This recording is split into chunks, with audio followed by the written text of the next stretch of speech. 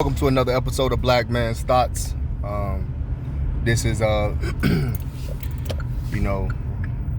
about the Baltimore Ravens and the Houston Texans review. One thing that I like to say is go Ravens, Raven Nation, baby. You know what I'm saying? Live from Charlotte, North Carolina. You know what I'm saying? But check this one out.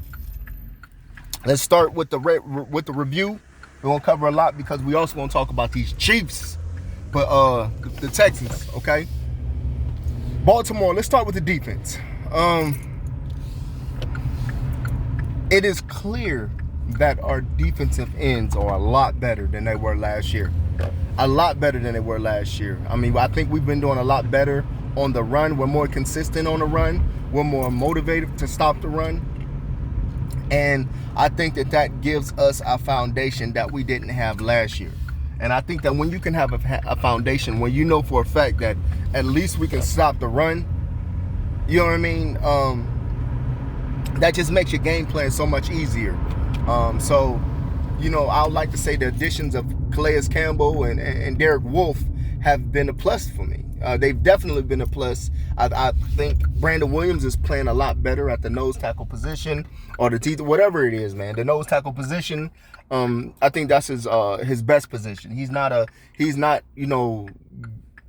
better when he's just doing what he does, and that's eat space. When he can do that and take his mind away from pass rushing, and he don't got to worry about, different other techniques, and he can just go forward and use his big size, his girth, to clog up holes and penetrate. There's not a lot of centers that can stop that movement. So I think that putting him back in the home position is the best for us. Linebackers, I'll be honest with you. For a long time, I used to argue that we was linebacker U and DBU. In the sense of we produced some really good linebackers. I would argue with a lot of Steelers fans that our linebacker quality has been just as good as the Steelers linebackers quality. Now, I'll be honest with you. Over the last 2 or 3 years, I've been completely disappointed in the linebacker production, especially from the outside linebacker performances. Matthew Judon, to me, if you look at what he's giving you, he's definitely not worth the money. I'm sorry. He's a number 2. He's a Robin. He's not a Batman. He's not the star of the show. He's been virtually non-existent.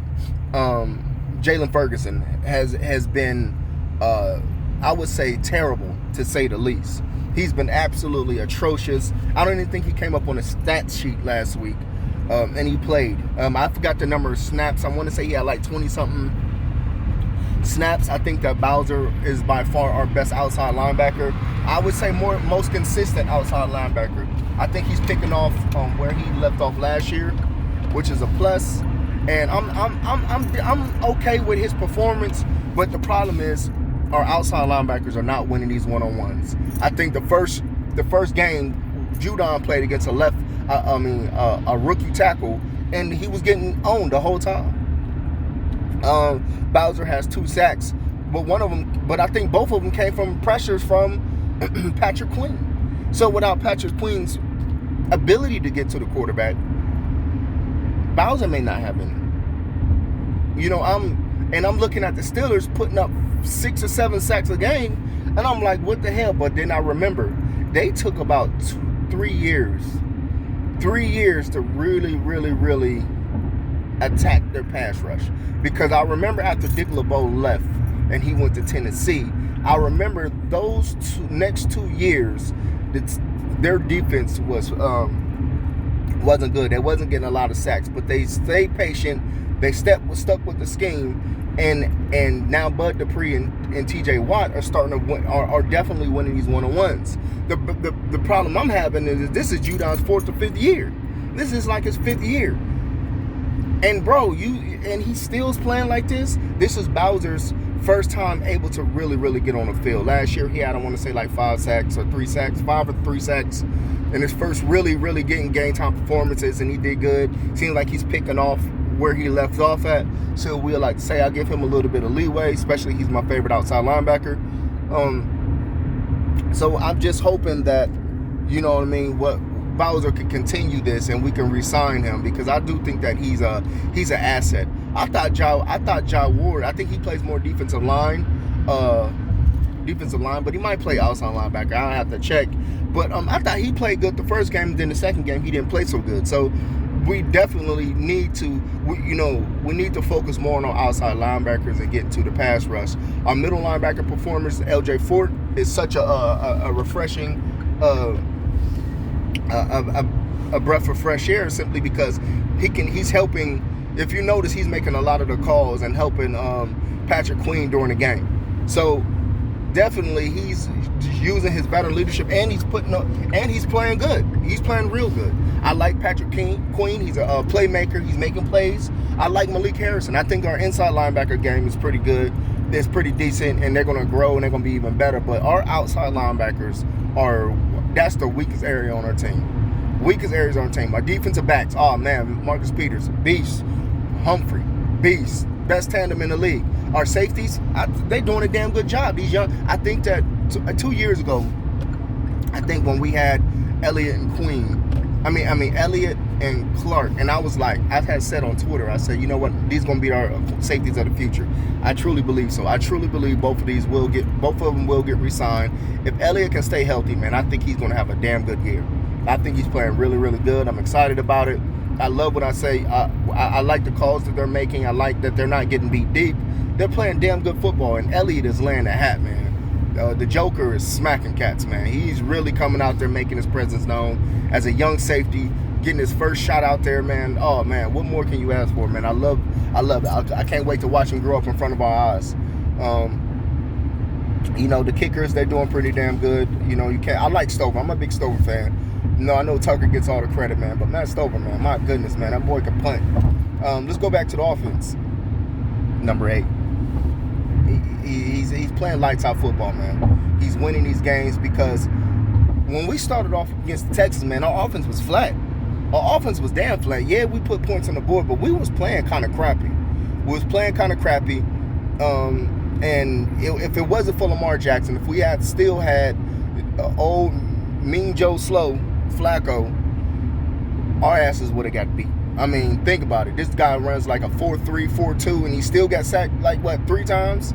There's no way Joe would have escaped out of there without, he would have got sacked about 7, 8 times. Check down Joe. It would have been all over, man. There's no way Joe could have beat out Watson towards the end of his career, man. Towards the end of his time with us, man. So I think that we would have lost. I think Lamar Jackson was putting the ball in his hands, getting us the first downs, and was trying to get some energy going in the offense, but it just wasn't there. It just seemed like we was kind of out of sync. It's good to see Ingram running good. He did better than he did last week. I was kind of concerned, but the season's still early. He's getting his legs back under him, and it seemed like he was doing doing better. If you look at the play call sheet on the amount of games, this week was more evenly split with the running backs. But I will say this: our best running back, hands down, right now, pure running back to me, is Gus the Truck.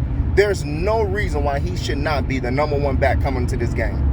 No reason. No matter how many touches he get, he's remaining quiet. And this man he balling.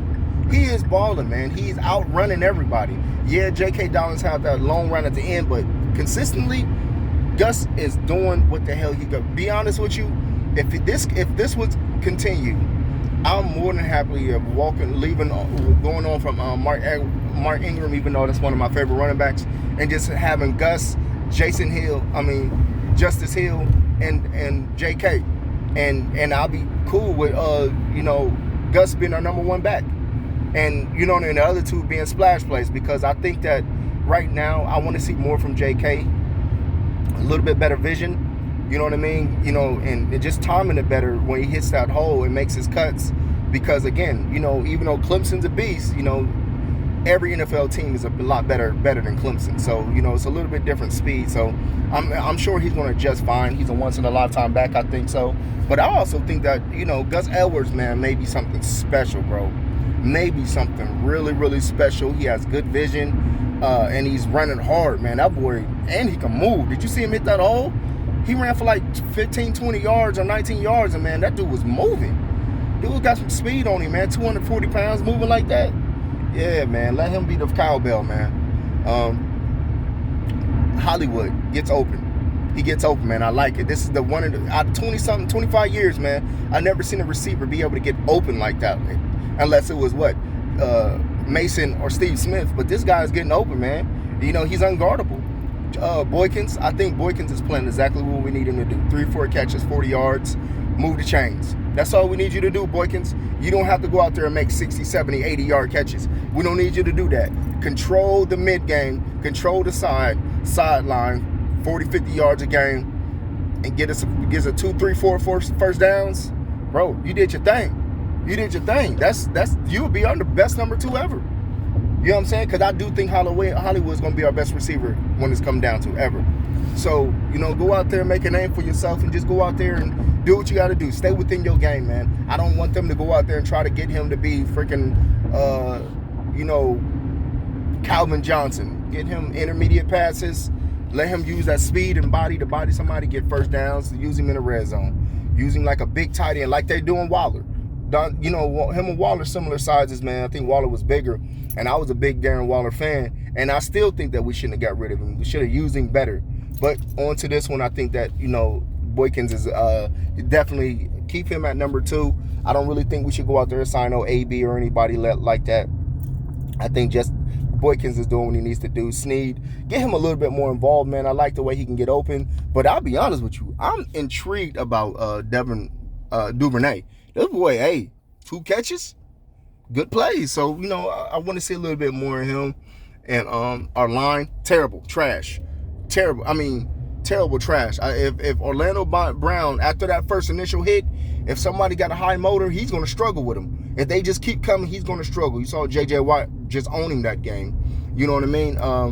Our line is pass blocking is terrible, and we got to get more push on the run game. I'm really concerned about a run game because when we play the Steelers and they bring that damn pass rush, bro, our line is not going to stand a chance. So we definitely have to be a lot better on pass blocking and run blocking, man. There hasn't been one game where I was like, they did the damn job. But I do think Scurry isn't playing bad at all, you know, which is shocking, you know, given his injury. So, but yeah, man, that was our review. I think we came out flat. I think the defense won this game. We did a damn good job on Watson. We really shut him down. We shut their run game down. We clearly won that game. There was not one facet of the game where I thought that they were better. So that's my week 2 review. We're about to talk about the Chiefs next, man. I can't wait. This is Black Man's Thoughts, man. Like, share, leave a comment, man. Build this platform up, brother.